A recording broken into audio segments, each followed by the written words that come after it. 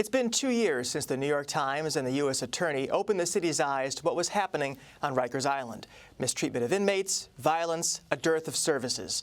A suite of reforms was announced, but numbers suggest violence is still a daily reality in the city's jails. Let's talk about what's driving that and what is needed next with Elias Husamudeen, president of the Correction Officers Benevolent Association. Welcome, sir. Thank you. Mr. Gabriel Sayegh, who is the co-director of the Katal Center for Health, Equity, and Justice. Welcome. Thank you. And Mr. Herbert Murray, a leader of the Close Rikers movement. Yes. Welcome to the show, Herbert. President Husamudeen, I think we should start with you. Rikers Island, a name every New Yorker knows. It's in our consciousness. Many people have never been there. Many New Yorkers have never even seen it. What is Rikers Island that we're talking about? Well, Rikers Island is not what most people think it is. Unless you've been there, you really don't know. Most people think when you say Rikers Island, they feel like that you're talking about one gigantic building. Most people have no idea that Rikers Island consists of 10 individual separate jails, a transportation unit, a bakery. There's a lot of things. It's actually like its own community. And most people really don't get that, which is why when people say let's shut down Rikers or close Rikers is something that from a correction officer, from a union standpoint, we just sit back and say, okay, close it. But how do you do it? Like in our conversation where I have, like I said, where I have one facility on Rikers Island that actually housed 3,300 inmates. In order to close that one jail, you would have to find 3 individual facilities in the boroughs or wherever it is that you're going to put them to close that one jail. We'll get to that more in a second. Let's bring in Mr. Murray. You actually have been on Rikers Island. You are fighting to get exonerated from a murder for which you did 29 years. Some of that time, I imagine, was on Rikers. What do you remember of that? What do you take away from that? The first thing I noticed when I went to Rikers Island was the whole setup. There was approximately 90 residents, 2 TVs, 3 telephones, 8 showers for 90 individuals. And what year was that? This was in 1981. And, you know, it generates the violence. There's the protection of the security guards not there because they are behind a gate. And when something transpires inside the cell block, they ring the bell. And they call the riot squad, and the riot squad is comprised of individuals of correction officers throughout the jail. So they have to wait for all of them to get together, put their riot gears on, get in formation, and march to the block. And that takes about approximately a half an hour. 45 minutes, and all hell broke loose by that time. And then when they coming in busting heads. There's no good negotiation. You know what I mean? It doesn't matter if you are involved in the altercation or not. So this is an ongoing thing at Rikers Island. So Mr. Murray is involved in the Close Rikers movement, and Gabriel, so are you. What is that movement about? Well, it's about building a city that is fair and just and equitable for all New Yorkers. I mean, Rikers is a disaster. It's a human rights catastrophe. It is a symbol of mass incarceration at a time when, as a nation, we are awakening to the problems of mass incarceration and recognizing it across the political spectrum and at nearly every level of government that what we've done as a country in incarcerating 2.3 million people in our prisons and jails is wrong, and we need to do something about it. Here in New York City, we should really have a 21st century system, a criminal justice system that really advances safety and justice. But Rikers is the symbol of all that's wrong with that system. And to the President's point here, the guards are not actually the problem, even though we see in the news frequently problems associated with guards and the people on Rikers, the inmates there. The problem is systemic in nature. And we really have to get the population at Rikers down far enough, which we can do, so that the number of people that are being detained in New York City are only, we're only detaining those people who need to be detained in order to maintain public safety. Right now, 80% of the people that are on Rikers are there because they're too poor to afford bail. They're simply poor people that can't afford the bail amounts that have been set. So we have a lot to do here to get to the point when Rikers can be closed, but it can be done and it needs to be done swiftly. Last July 2015, Mayor de Blasio agreed to settle a suit that the U.S. Attorney filed over conditions at Rikers, and that settlement included promises of reforms like surveillance cameras, training on use of force, some specific measures related to younger inmates. Do you think those reforms were on target in terms of their aim, and how do you think the implementation has gone thus far? Yeah, you mentioned the kids. I'm not sure many New Yorkers understand that there are children being detained on Rikers today. There's roughly 200 children there, 16 and 17-year-olds, who are treated as adults in our criminal justice system in the state of New York.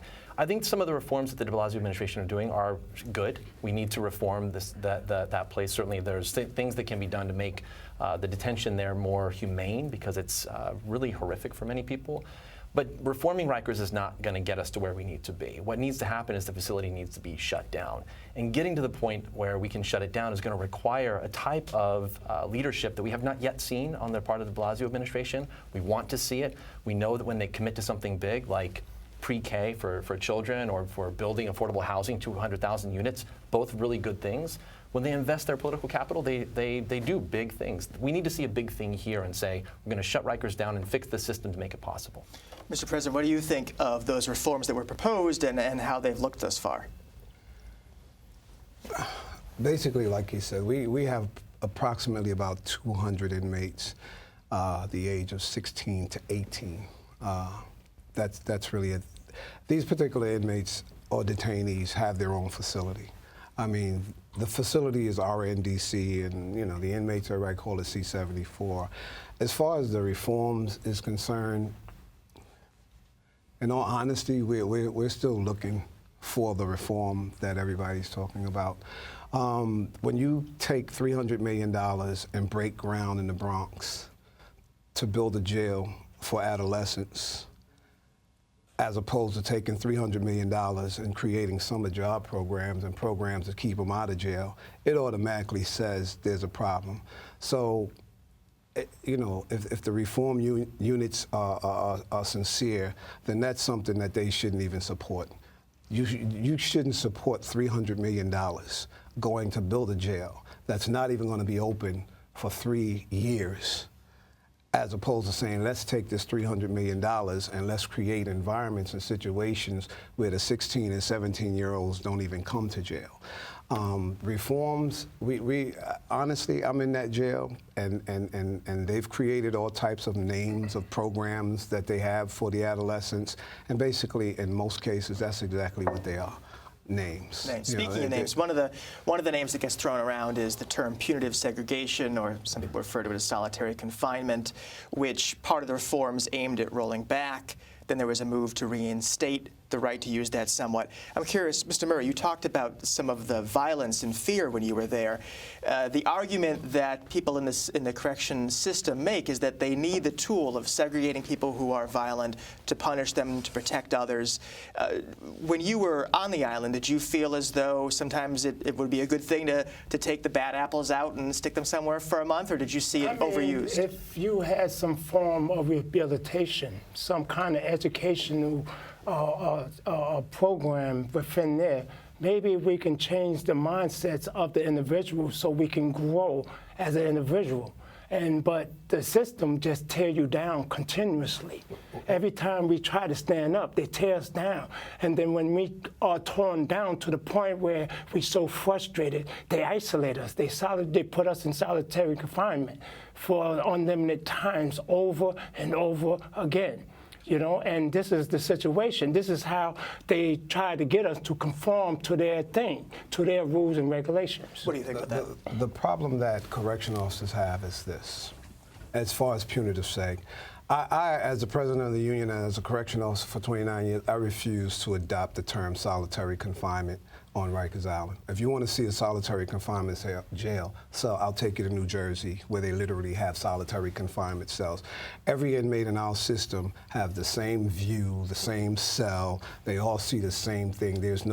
When we put them in punitive seg, we're not putting them into a cell that's designed differently or anything like that.